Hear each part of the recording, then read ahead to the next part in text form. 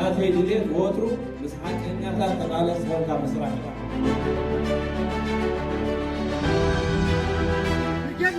رجعنا حمدو من بارو أبعد يقول حارنة ودسم له حارة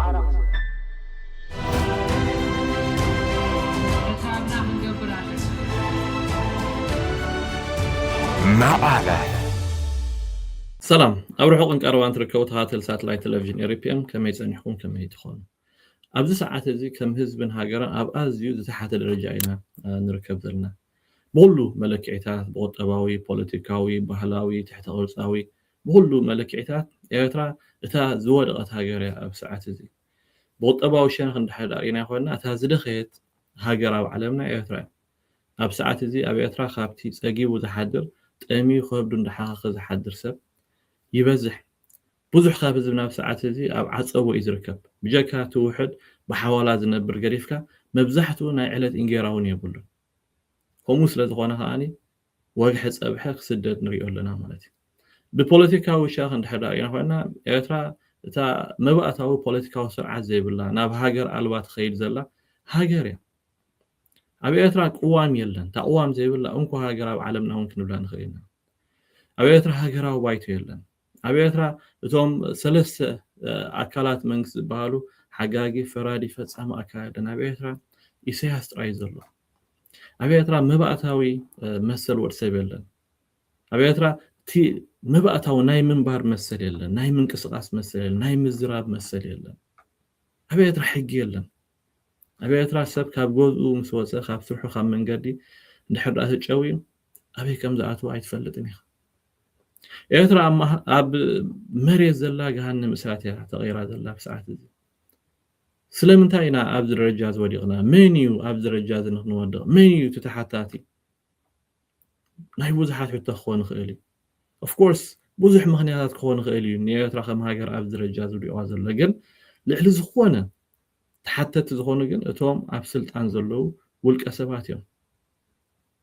ولك ملاخي إسياس كم خاتهم نعوز قلقلوا زلو جنرالاتن وتهدراوين كم خاكورن لاتن مالتي حدا غابتهم مع رئيسياس تحتاتي هاجرنا أب ساعات زي بكل ملكيات بزخ توصل له أبز الرجال نخطوات الجبرة إذن ريوزلنا جنرال فيليبوس ولا يوهانسي جنرال فيليبوس تحلف 35 عامت باريا نايسياس كوينو بستفع لصفحتات سلطان نايسياس أم محلوه حزبي إيرترا أب مرقاز يركبوا له تزحز النجار تزقرب نجار لو معلتي أبقله ممرأة ناي منسيات جنرال فيليبوس انتهي بلالو نتي كاب عدو نخسدر زقابر منسي واحس نهاجر منسيو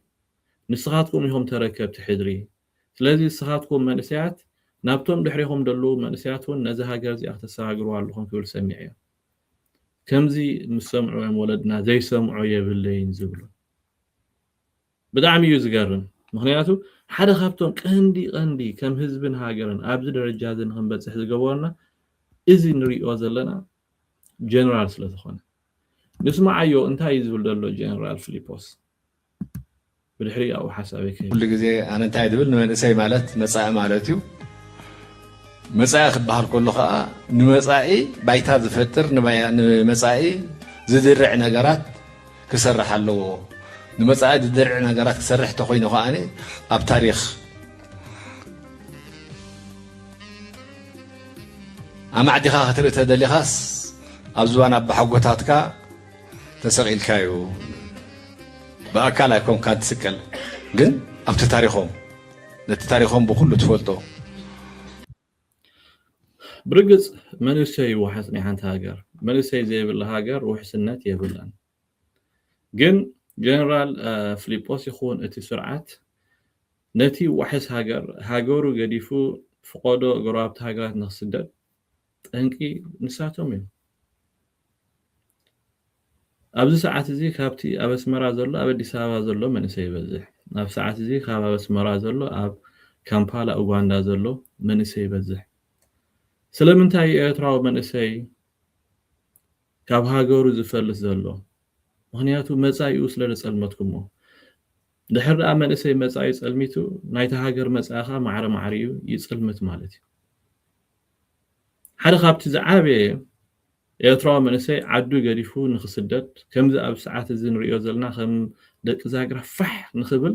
ምኽንያት ዝኾነ እቲ ን18 ወርሒ ተባሂሉ ዝተጀመረ እሞኒ ናብ ባርነት ዝተቐየረ ሃገራዊ ኣገልግሎት እዩ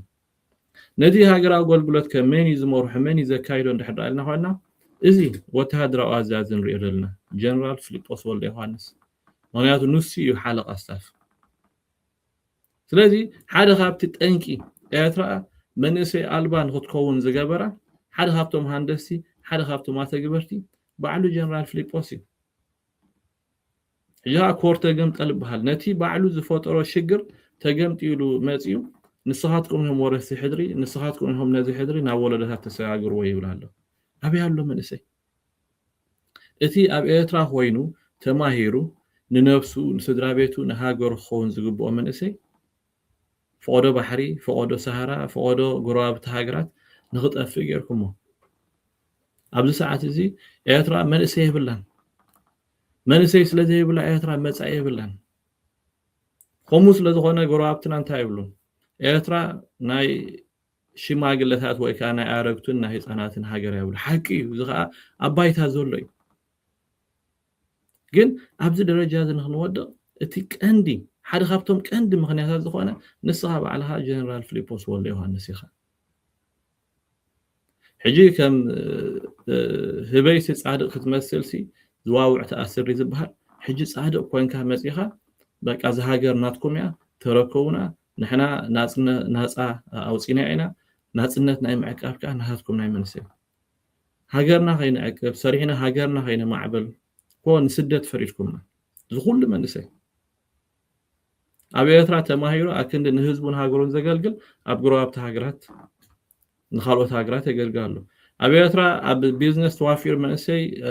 ንሃገሩን ህዝቡን ከየገልግል ኣብ ጎረባብቲ ሃገራት ከይዱ ኣብ ዝተፈላለየ ቢዝነስ ተዋፊር ዘሎ ኤርትራዊ መንእሰይ ጀነራል ፊሊጶስ ኤርትራ ከም ሃገር ኣብዚ ደረጃ እዚ ክትወድቕ ካብቶም ዝለዓለ ተራ ተፃወተ እዩ ሓደ ካብቶም ቀላማት ብፆቱ ዝጠለመ ጉጅለ 15 ንኽእሰሩ ንኽጠፉ ኤርትራ ኣብዚ ዓዘቕቲ እዚ ንኽትወድቕ ካብ ዝገበሩ ሓደ ጀነራል ፊሊጶስ እዩ ምናልባሽ መብዛሕትኩም ኣይትዝክርዎ እንትኾኑ ኣብ 2001 ውልቀ መላኽ ኢሳያስ ንጉጅለ 15 ሕጊ ነግበር ቁዋሚ ተግበር ስለ ዝበሉ ናብ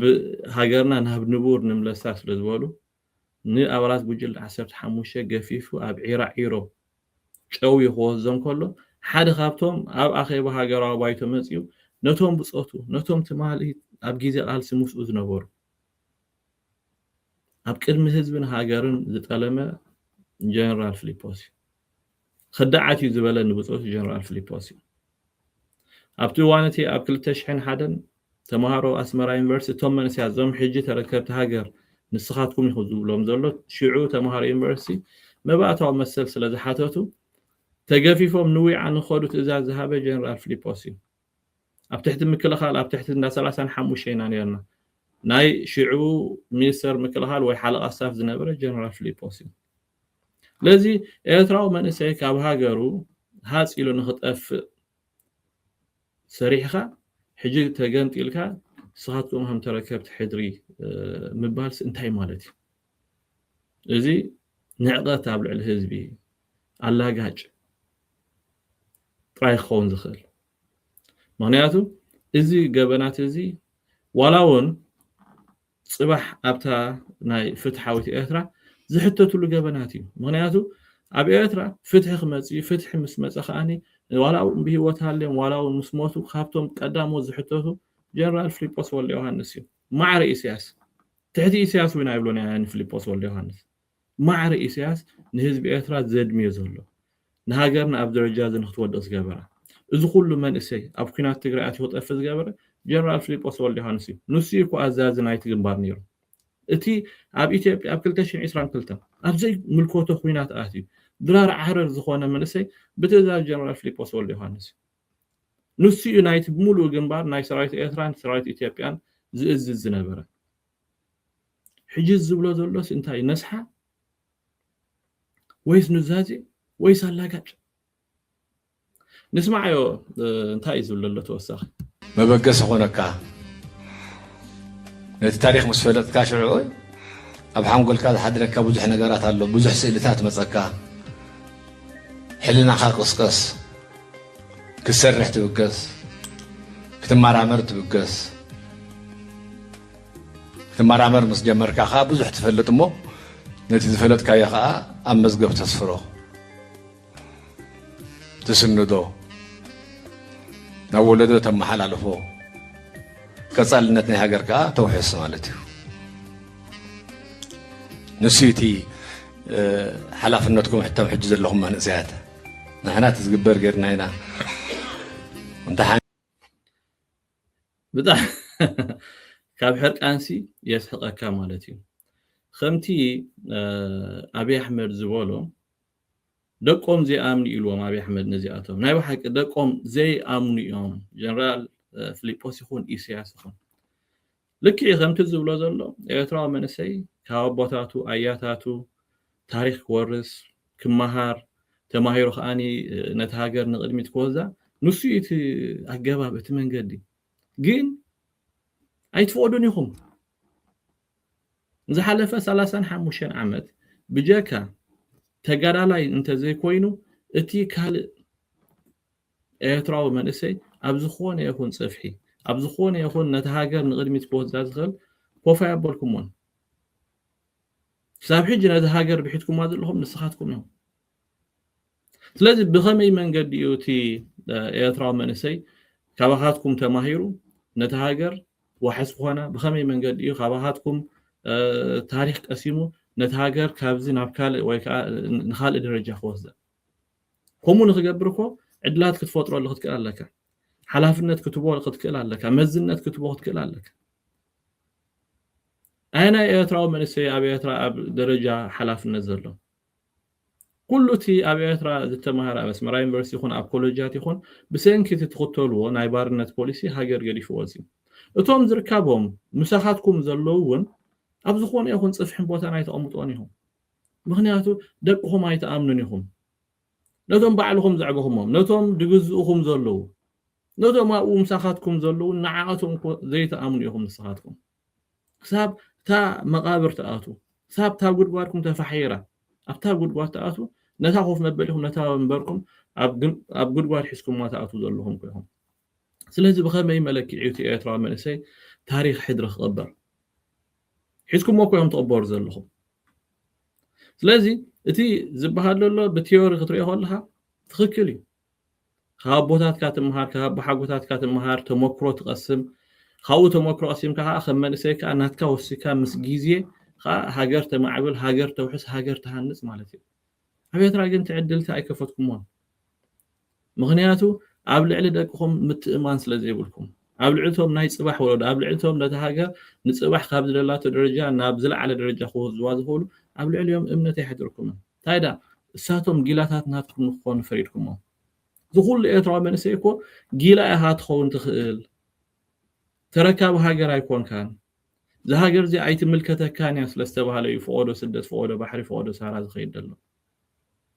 خمزي تولد الله عدل تزخفت نيركو دخول لمنسي أبها قر محله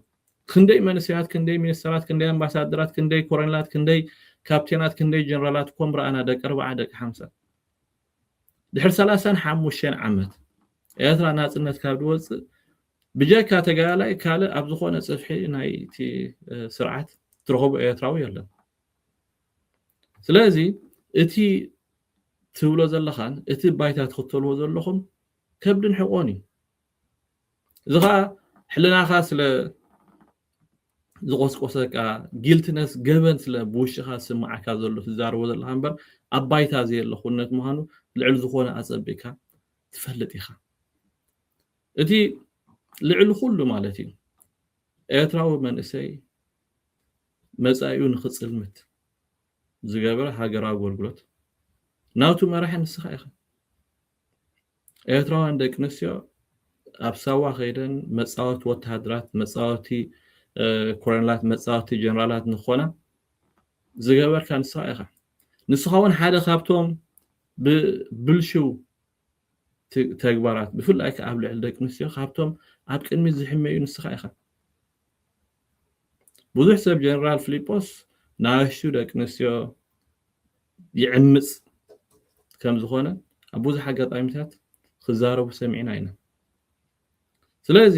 መጻኢ ደቂ ኣንስትዮ ዘጸልመትካ ንስኻ መጻኢ ደቂ ተባዕትዮ ዘጸልመትካ ንስኻ ተረከብቲ ሃገር ንኸይኮኑ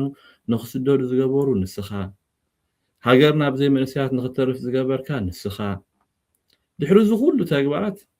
ሕጂ ጻድቕ ንኽትመስል መጺኻ ንስኻትኩም ኢኹም ተረከብቲ ሕድሪ ንስኻትኩም ከኣኒ ነቶም ድሕሪኹም ዘለዉ ወለዶ ሕልፎም ክብል ኮላ ሰለስተ ወለዶ በሊዕኹም ዘለኹም ኢኹም ንስኻትኩም እንተ ጸቢቑ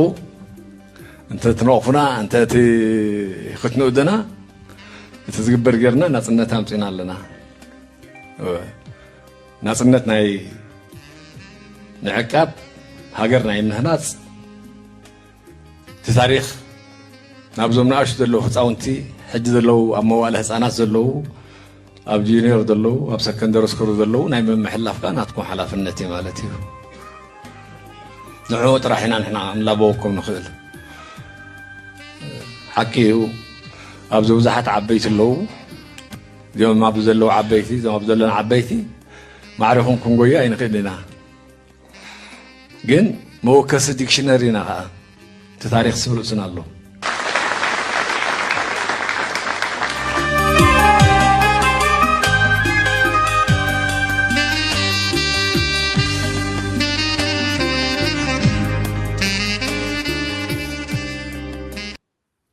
ብርግጽ እቲ ናጽነት ኣምፂኹም ኢኹም ግን ከኣኒ ተጥፍእዎ ኣለኹም ኤርትራ ናይ 30 ዓመት ቃልሲ ኣንጻር ስርዓት ደርጊ ልዕሊ 65 ከቢድ ዋጋ ዝተኸፍሎ ናጽነት መጺእ እቲ ናጽነት ግን ህዝቢ ኤርትራ ጥዒምዎ ንኽነብር ሰላምን ዲሞክራሲን ሰፈና ኤርትራ ንኽትህሉ መንእሰይ ኣብ ኤርትራ ኣብ ዓዱ ተማሂሩ ንኽዓቢ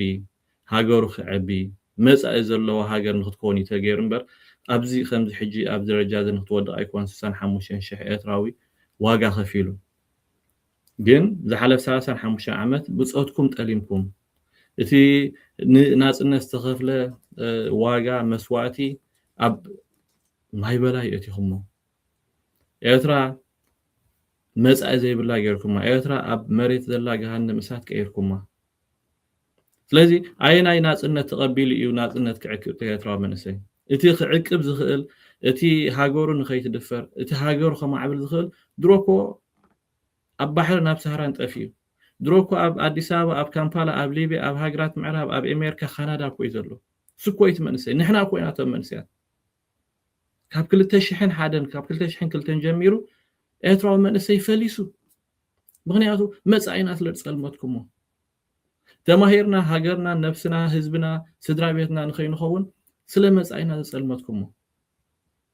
ብርግጽ ኣነ ከምኡ ከማይ ዝኣመሰሉ ኣብ ሃገርና እንተ ንህሉ ነርና ንሃገርና ብዙሕ መበርከትና ንሕብረተሰብና ንስድራ ቤትና ንነፍስና እውን ነቶም ብድሕሪና ዝመፁ ወለታት እውን ብዙሕ መንገዲ ምኸፈትና ግን ኣብዚ ሰዓት እዚ ኩሉ እቲ ወሪሱ ኸውርስ ዝግብኦ መንእሰይ ኣብ ስደት እዩ ዘሎ እዞም ሕጂ ኣብዚ ከጣቑዑ ፀንሑ ዝረኣናዮም መንእሰያት እውን ርግፀኛ ዕድል ኣብ ዝረኸብሉ ካብ ኤርትራ ንኽወፁ ጥራዮም ድሓስቡ ምክንያቱ ኣብ ኤርትራ ክትነብር ስለዘይትኽእል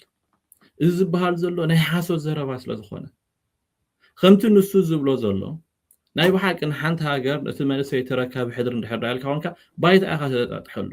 ምስ ተማሃረ ምስ ትምህርቱ ዝኸይድ ናይ ስራሕ ዕድል ትኸፍተሉ ሓርኮትኮት ክብል ከሎ ትሕግዞ ኣብ ንግዳዊ ንጥፈታት ክሳተፍ ከሎ ልቃሕ ትህቦ መንገዲ ትኸፍተሉ ኣብ ኤርትራ ግን በኣንጻር እዩ እዚኦም ኩሎም ንሪኦም ዘለና ወተሃደራዊ ክዳን ተኸዲኖም ዘለዉ ናጽነት የብሎምን ባርነት እዩ ኣብ ኤርትራ ሃገራዊ ኣገልግሎት ሓንሳብ ምስኣተኻ እንድሕር ደኣ ካብቲ ባርነት ክትወፅእ ኮንካ ካብ ኤርትራ ጥራይ ክትወፅእ ዘለካ ወይ ከዓ ባርያ ኮንካ ኢኻ ትነብር ስለዚ ኣየናይ መንእሰይ ኣብ ኤርትራ ሕድሪ ክቕበል ኢሉ ክትርፍ በየናይ መለኪዖም ዞም ንሪኦም ዘለና ናብቶም ድሕሪኦም ዘለዉ ክትሓላልፍ ምክንያቱ ንሕና ይገበርናዮም እቶም ድሕሪና ዘለዉ እቲ ምክንያት ከዓ ንስኻትኩም ኢኹም ንስኻትኩም ክሳብ ዝሃለኹም ኣብ ኤርትራ ጠጠው ዝብል መንእሰይ ኩሉ ይክእል ኤርትራ መንእሰይ ኣልቦ ኮይና ኣላ ብሰንኪ ናትካን ከመሃዛ ኣመሰሉ ሰበስልጣን ናይ ስርዓት ንስኻትኩም ነታ ሃገር ምስኻትኩም ኣብ ጉድጓድ ሒስኩምማ ክትኮዱ ተላሊኹም ዘለኹም ሰባት ኢኹም ታ ሃገር ኣብ ጉድጓድ ትቕበር እንድሕር ኮይና ምስኻትኩም ከም ትቐብሩ ኣነ ኣይጠራጠርኒ ስለዚ እዚ ጀነራል ፊሊጶስ ዝበሎ ናይ ባሓቂ ንዕቐት ኣብ ልዕሊ ህዝቢ ኤርትራ እዩ ኣብ ልዕሊ እቲ ዘድምዮ ዘሎ መንእሰይን ህዝብን ኤርትራ እዩ ልዕሊ ዝኾነ ይኹን በዚ ኣብ ሰዓት እዚ ኣብ ልዕሊ መንእሰይ ወሪዱ ዘሎ ተሓታቲ ጀነራል ፊሊጶስ ወልደ ዮሃንስ ዋላ እውን ልዕሊ ኢሳያስ ምክንያቱ ንሱ እዩ ነቲ ማዓስከር ናይ ባርነት ዘካይዶ ንሱ እዩ ነቲ ኤርትራውያን ደቂ ኣንስትዮ ዝዕመፃሉ ማዓስከር ዘካይዶ ንሱ እዩ ነቶም ወተሃደራውያን ሓለፍቲ ኣብ ልዕሊ ደቂ ኣንስትዮ ስጋዊ ዓመፅ ክገብሩ ከለዉ ዝኾነ ይኹን ነገር ዘይብሎም ብኣንፃሩ እኳ ዘተባብዑ ስለዚ ጀነራል ፊሊጶስ ወልደ ዮሃንስ ገበነኛ ኢኻ ከምዚ ስለተዛረብካ ካብ ገበንካ ነፃ ክትከውን ኣይትኽእልኒ ኢኻ ምክንያቱ ዝሓለፈ 35 ዓመት ከይድኩም ሕጂ እውን ዝተቐየረ ነገር የለን እታ ናይ ትማል ኤርትራ ሎሚ ላ እቲ ትማል ፀልሞቶ መንእሰይ ሎሚ እውን ንፅልምቶ ኣሎ እቲ ትማል ዝተሰደደ መፃእ ስለዝሰኣነ ሎሚ እውን መፃእ ስለዘየለ ኤርትራ መንእሰይ ይስደት ኣሎ ኣብዚ ሰዓት እዚ ኮኒ $5,000 ከፊሉ ናብ ትግራይ ኮ ኤርትራዊ ትስደድ ንሱዳን ናብታ ኮይናት ሕድሕድ ትሕመስ ዘላ ንሊብያ ናብታ ኣብ ኩናት ሕድሕድ ትሕመስ ዘላ ድሕር ዳ ናብ ኩናት ዘለዎ ሃገር ትስደድ ሃሊኻ ኤርትራ እንታይ ኮይና ኣላ ማለት እዩ ገሃነም እሳት ኮይና ትካላ ማለት እዩ መን ይኸነዝ ገሃነም እሳት ፈጢሩ ጀነራል ፊሊጶስ ወልደ ዮሃንስ ካልእ ዝፈጠሮ ኣካል የለን ስለዚ እዚ ዝሰማዕናዮ ብጣዕሚ ኣሽከዓላል እዩ ግን ከኣኒ ሓንቲ ከስምረላ ዘሊ ጀነራል ፊሊጶስ ይኹን ከምኡውን ካልኦት ጀነራላት ኢሳያስ ብዘየገድስ መዓስ እዩ ኣበይ እዩ ሓደ መዓልቲ ፍትሒ ኣብ ልዕሊኦም ክትወርድ ምዃኑ ኣይጠራጠርኒ ህዝቢ ኤርትራ ኣብ ልዕሊኦም ጃስቲስ ክረክብ ምዃኑ ኣይጠራጠርኒ እዚ ሕጂ ለሽከዓል ዘለዎ መንእሰይ እዚ ሕጂ ለሽከዓል ዘለዎ ህዝቢ እንተስ ብታሪክ እንተስ ብኣካል ክሓቶም ምዃኑ ኣይጠራጠርኒ እዚ ናይ ጀነራል ግን እዚ ሎም መዓል ተዛረቦ ኣሽከዓላል ምዃኑ ከስምረሉ ይደሊ ሎም መዓል ዘዳለኹ መደብ ኣብ ዝፈፂም ኣለኹ ዝመፅ ዘሎ ብካልእ ትሕሳብ ራእይና ሳብ ሽዑ ሰናይ ክለተንኪ ናተይ ድሌት ወትሩ ምስ ሓቀኛታት ተቃለስ ሰብካ መስራሕ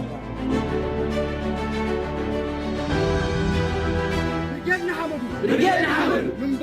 منبارو أبعد تجيب حارنات وتسمي له حارة